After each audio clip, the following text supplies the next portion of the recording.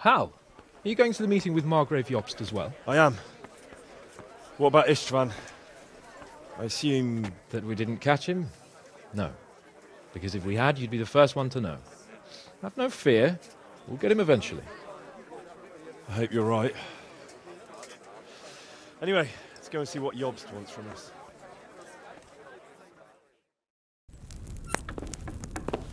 My lords, Christ's blessings on you all. And on you, Lord Capon. And this is my son, Henry. I didn't know you had a son, Sir Radzig. It came as a bit of a surprise to young Henry, too. This gentleman here is John II of Liechtenstein, a member of my council. I'm honored, gentlemen. Come join us. Margrave Jobst was just about to tell us the reason for his visit. Your Grace?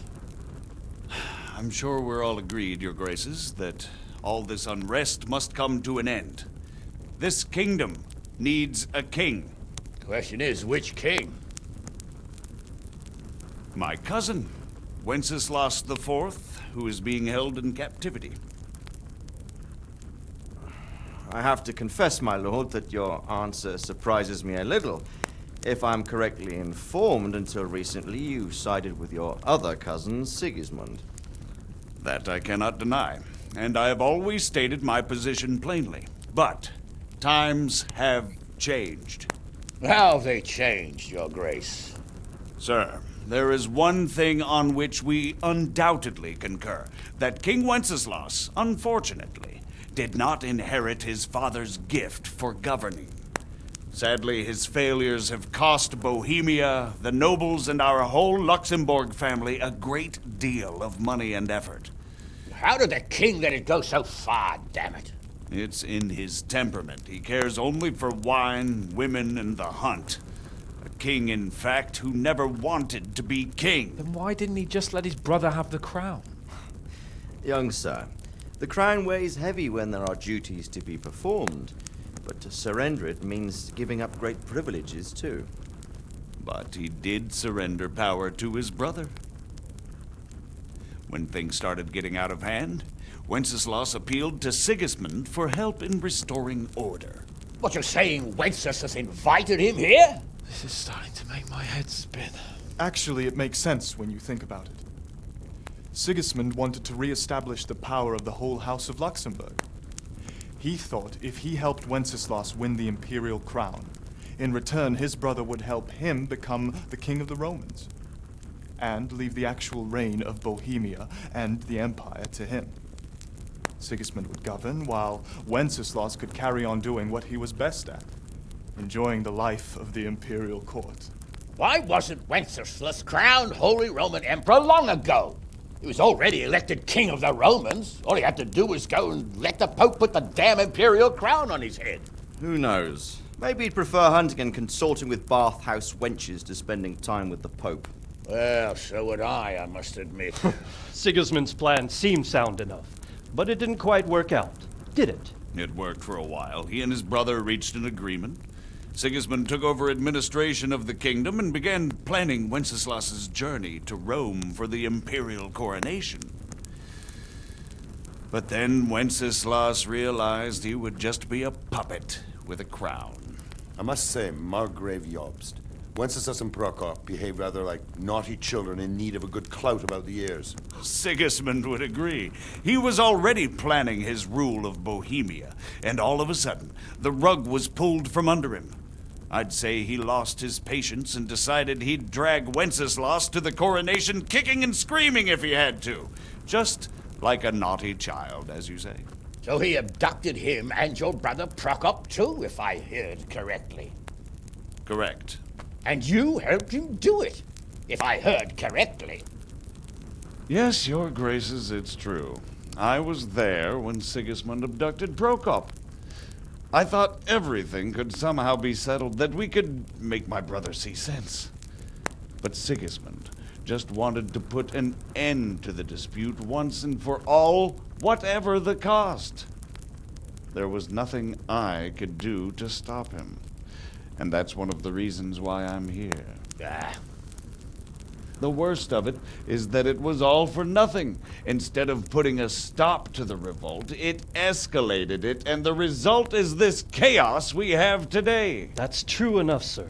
But I must admit now, I'm not sure what your position is. The king is incompetent, but we must protect him? The simple truth, gentlemen, is that for all of Wenceslas's faults, we have no one else. So we'll have to make do with his idleness. People like him, though. But what can we do now? Sigismund has the League of Lords behind him. Otto von Bergolf, Heinrich von Rosenberg. The situation has gotten completely out of control. Now even the nobles of the League of Lords are realizing that Sigismund wasn't the right choice. So now Bergolf is on your side. Are we to assemble an army together with him and face Sigismund on the field of battle? We're not in Hungary now. Such affairs may be settled elegantly, without unnecessary hostilities or expenses. I have negotiated an alliance with the Hungarian bishops, the Polish, and of course the Czech nobility, against Sigismund.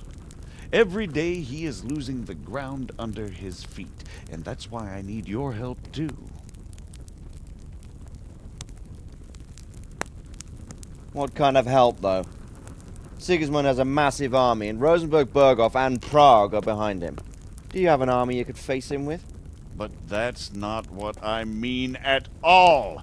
There's been a revolt against Sigismund in Hungary, partly due to my efforts, and now he'll have to choose whether he wants to gain the Bohemian crown, which is a very risky enterprise, or hold on to the Hungarian one. He can't have both. And there's a tough struggle awaiting him in Hungary. I'm not sure he'll win, and Rosenberg and Berghoff know it too. They're not stupid. If the Bohemian nobility stands together, they will turn. We are men of little consequence, Margrave. Radzig here lost everything because of his alliance with Wenceslas. Sir Divish came within a hair of the same fate. Even Rattay is defenseless against Sigismund and the League of Lords. What's more, Your Grace, King Wenceslas languishes in captivity in Vienna. He can't rule too well from there. And what do you propose? To sit with your arms folded till the Bohemian lands are turned to ashes like Skalitz? We have to put a stop to this senseless war! And do you know, sir, what the true position of the League of Lords is? I'm not on the best of terms with them at this moment, so you'll have to ask them yourselves. Yes. Why not? I'll go and visit Berghoff at his castle and we'll see what he tells me. You know, that's not such a bad idea, young sir. True. Though a little risky. I doubt Berghoff would harm a blue-blooded envoy. And you can find out what he has to say about developments and what the League of Lords is planning. Then we'll decide what to do next. I'll help you compose a letter to him. I'd like Henry to come with me. Why not? He's proven himself an able investigator, and he'll also be a good bodyguard if anything should happen. And I'll send Sir John here to Kuttenberg to be my eyes and ears there. I believe both your reports will help us get a better grip on the situation. When can you set out? Just as soon as I've packed my things. Excellent. Margrave Jobst and I will draft the letter. Get ready, and we'll meet back here.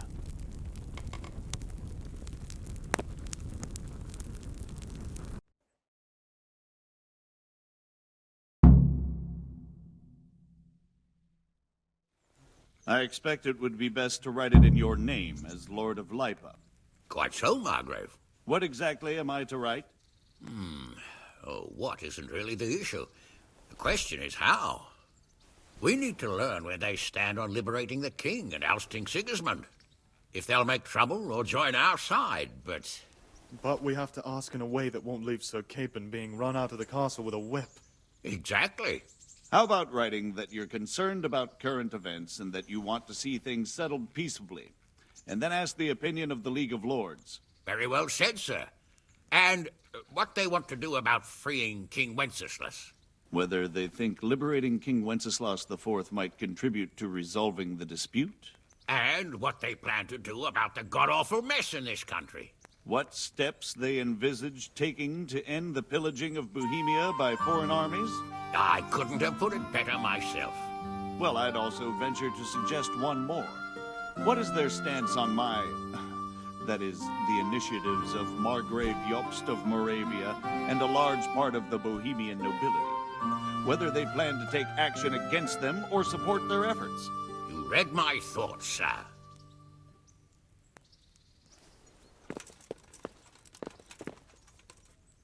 Greetings. What do you need? Good luck, then.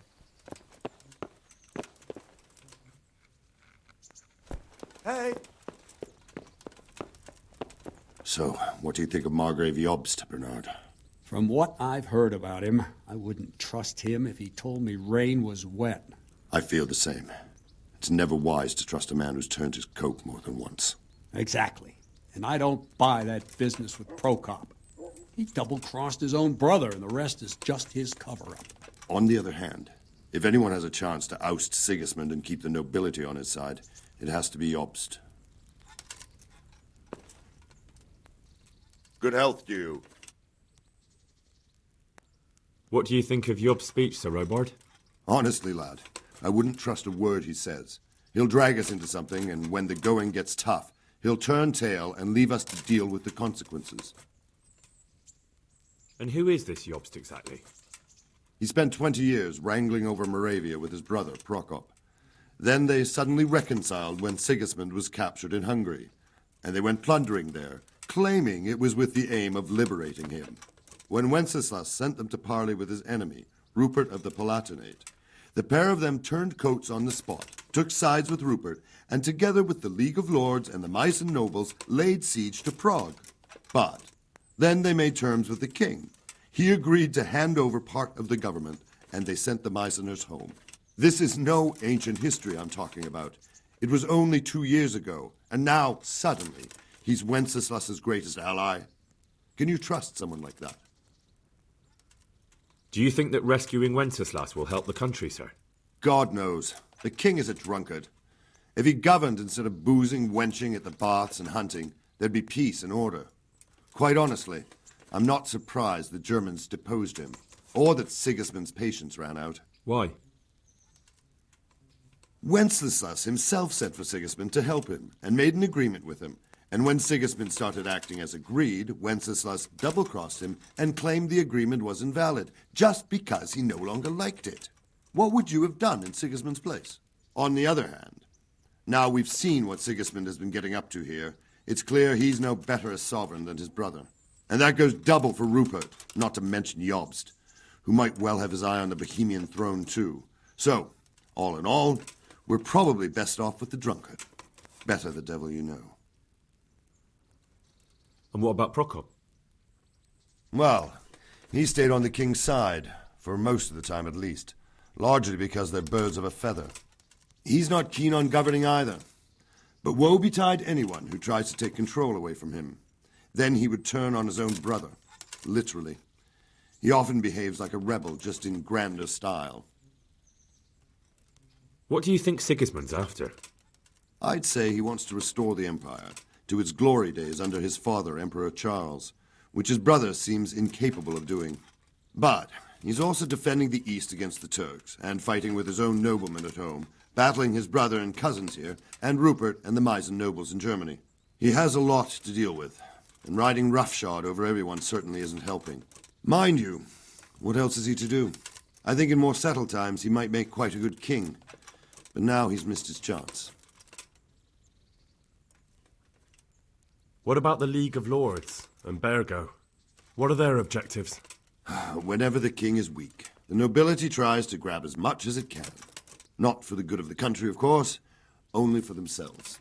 The League of Lords is full of men like that. When the king was captured the first time, they released him only after he nominated them to high office and ceded some of his power to them. Now that he's held captive a second time, they run the country at Sigismund's behest. Bergov is the highest vice-chamberlain in the land. As soon as the king was captured, he declared a pogrom on the Jews and raised the tax dues of towns and monasteries. Watch your step with him. And what about Rupert of the Palatinate? What does he want? Rupert? He appointed himself king of the Romans, and ever since then he's been making the tactical moves of a coward who's not sure what to do. If Wenceslas were a man worth his salt, he'd have dealt with him long ago. But then, if Wenceslas was any use, he wouldn't be languishing behind bars in Vienna right now. Good. That was all I needed to know. Thank you, sir. You're welcome. Bear up, and take care of yourself. The world is a dangerous place, and Bergov's a dangerous man. Take care. Greetings.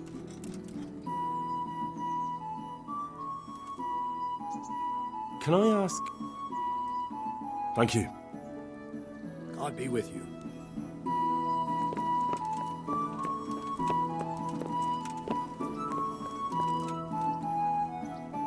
Greetings, good knight. How may I serve you? Goodbye. So what do you think of it all, Sir Divish? I think I don't know what to think. That makes two of us. If I didn't know anything about Jobst, I'd say he's right and absolutely truthful. But I've heard too much about him already. Likewise. But I do feel he's the one with the best chance to put things right. Well, we'll see what we learn from Bergov. If the League of Lords stands with Sigismund, then our chances pale, in spite of everything Jobst said. We shall see. We shall see.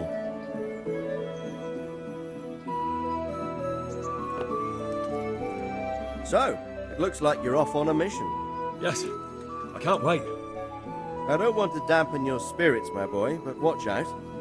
These are evil times, and who knows what can happen along the way. Not to mention that Bergov is no saint. Don't worry. I know. You've shown you can fend for yourself, but do take care. You'll be traveling as Lord Capon's bodyguard. You'll be there to make sure nothing untoward happens to him. Keep your eyes peeled and your ears wide open. What Bergov tells you is one thing, but what you see may be quite another. Rest assured, Father. And don't get embroiled in anything else. Just hand over the letter, hear out his reply, and return. Yes. Very well. Bergov is at Trotsky Castle. I think you'll find it quite an eye-opener. It's one of the finest castles in the land. It's 3 days' ride from here, so unless you hit a snag along the way, you'll be back soon enough. Any questions? I'm getting a bit lost in the Luxembourg lineage. It all seems a bit too tangled. The Luxembourgs have ruled the Empire and Bohemia for almost 100 years now. Emperor Charles brought this land to prominence. When he was in power, things had never been so good. Wenceslas and Sigismund are his sons, but by different mothers. Jobst and Prokop are their cousins. They were entrusted with governing Moravia. But instead, they've been in a bitter armed feud for years, and now Sigismund's fallen out with Wenceslas. Wenceslas also had another brother, the youngest, John of Görlitz, who was most probably poisoned. They seem like a hot-blooded lot.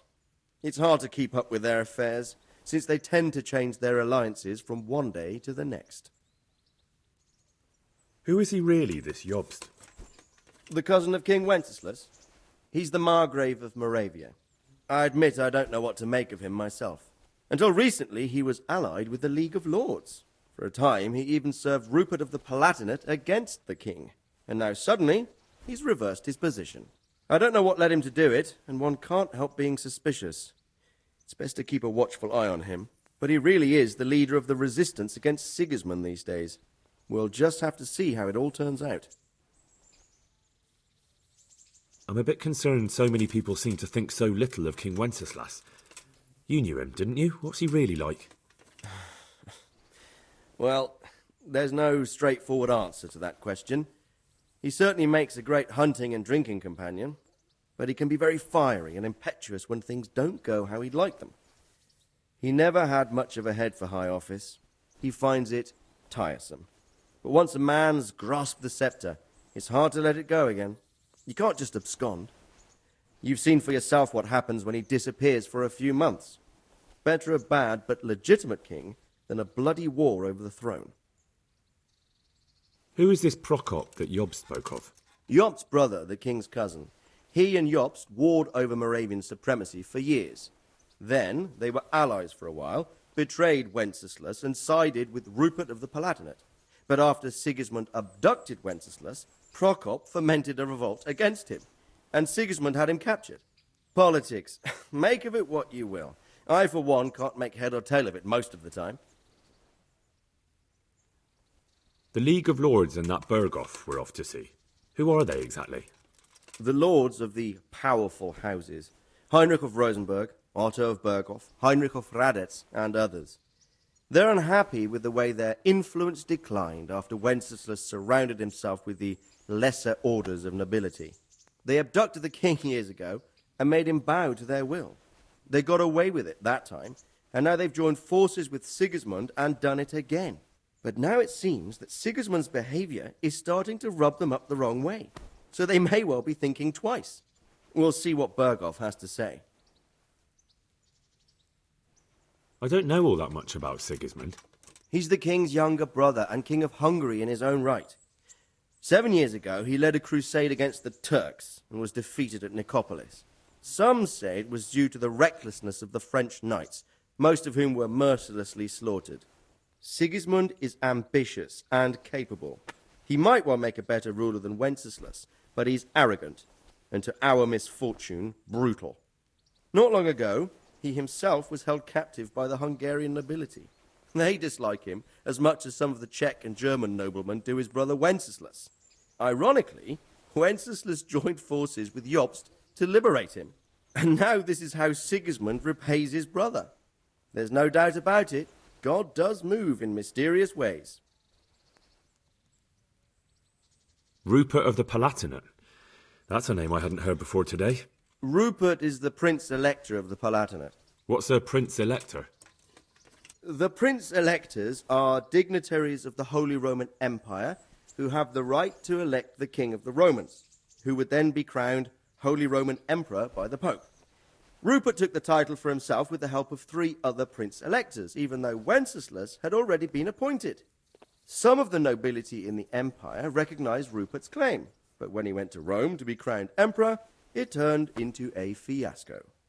Now he's doing his utmost to get Wenceslas to acknowledge him, but so far without success. So, now we have 2 kings of the Romans. Jobst sided with Sigismund for a while, but now he's switched allegiance. He seems to do that quite a lot. That young man, Sir John of Liechtenstein. Why is he here? The Liechtensteins are a powerful Austrian family, with estates in Austria and Moravia. Sir John sits on Jobst's council. Since the king's being held captive in Vienna, I suppose it makes sense to have a powerful Austrian house as allies. It could be very useful. That's about all. Very well. Take the letter from Sir Hanush. And good luck, son.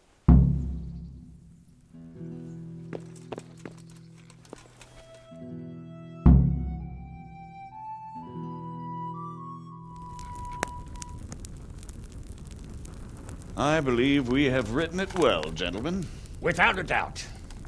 No one could deduce from this whether we are Sigismund's allies or foes.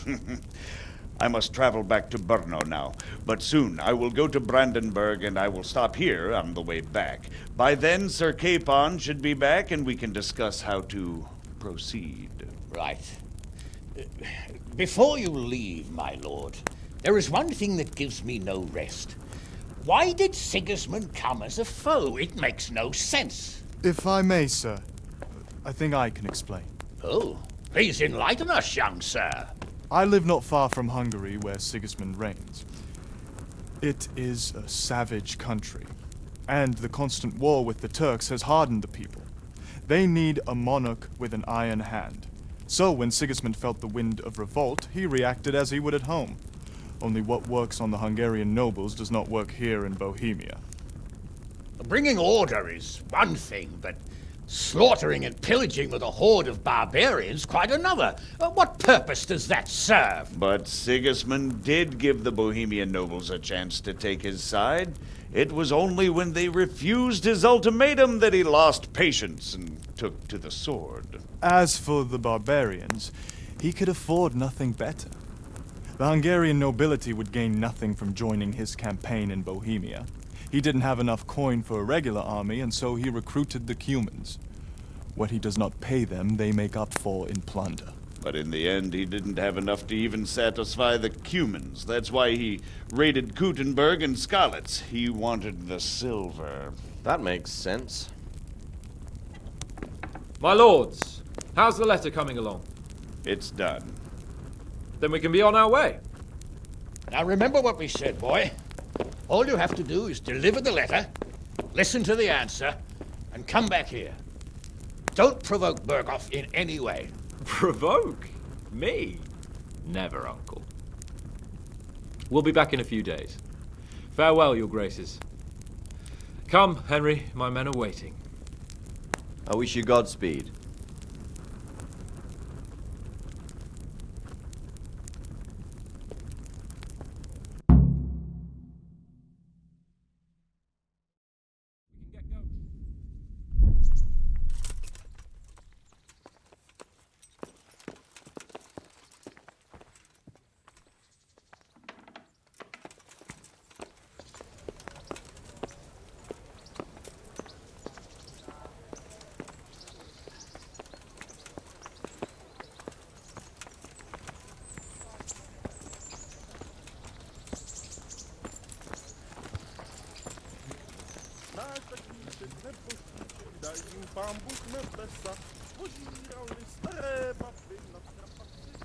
So, can we set off now, Henry? Of course. I can't wait. So, to horse! The Lord of Berghoff is bound to be waiting us eagerly.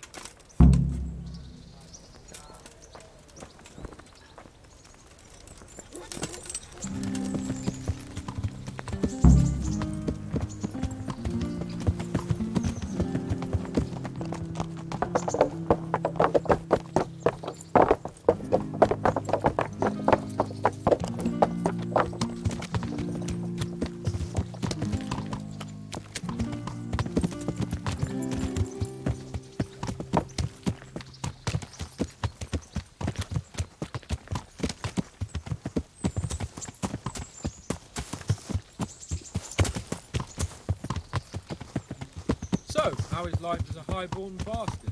I'm getting used to it. What about Rodsey? Has he accounted for not owning up to you the whole time? He explained it. All will be well, I think. Glad to hear it. It's far more acceptable for a nobleman to befriend a noble bastard than a blacksmith's son. Mind you, don't come to blows with a blacksmith, my young lord.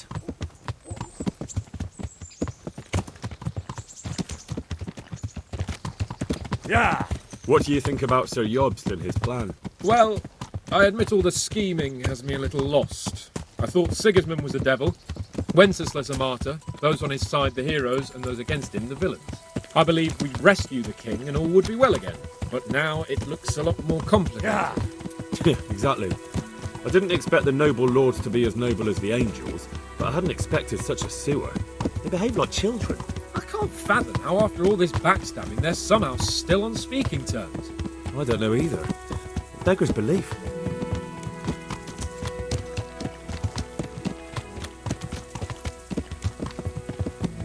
Did you know that King Wenceslas is such a feckless drunkard?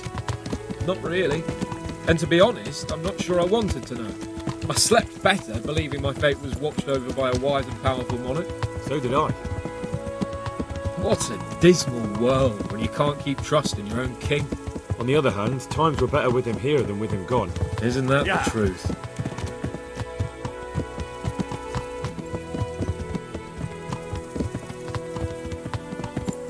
What do you think of Sigismund?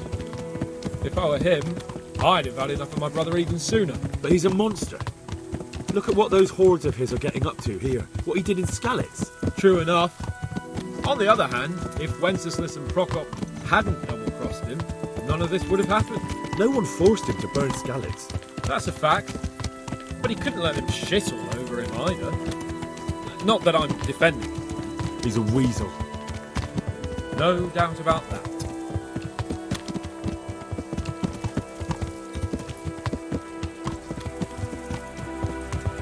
Do you know anything about Prokop? Sir Hanush could tell you a thing or two about him. Why? Last winter, a certain Sir Jan Sokol of Lambert, a well-known knight, or robber baron to some, tried to occupy the city of Iglau, which was on the orders of none other than Prokop. And what has that got to do with Hannes? Well, he was there with him. Of course, that's not something to brag about in front of Jobst. And what was it all about? They wanted to occupy a city that was on the side of the League of Lords, but despite there being several hundred strong, they didn't take it. For one thing, they couldn't get past the Iglau women, with their pitchforks and cauldrons of hot water. Yeah. I would never have thought of Sir Hannes as such a rebel.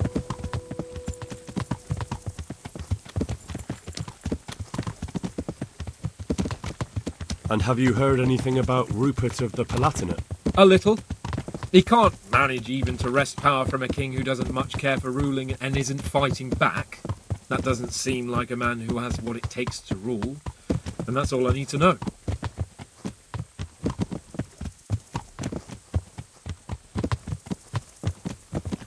And that Berghoff we're going to see, do you know anything about him? I haven't heard much good about him, but I have a feeling that some other nobles are quite in awe of him. And his castle is apparently quite impressive. I'll be interested to see for myself.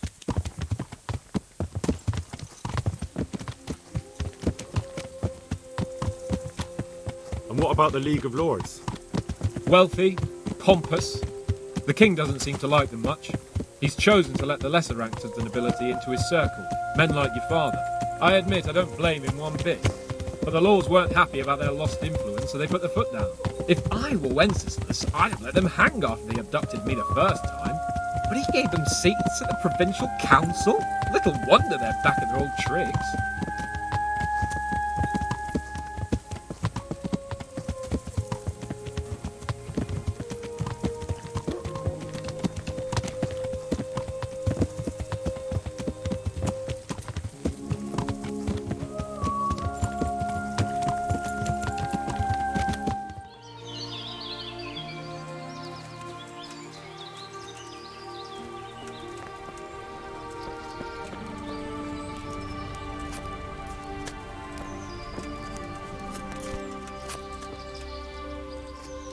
How about it, Henry? Can we go? Are you ready for this? Of course. At last I'll get to see more of the country and have a bit of an outing. Quite.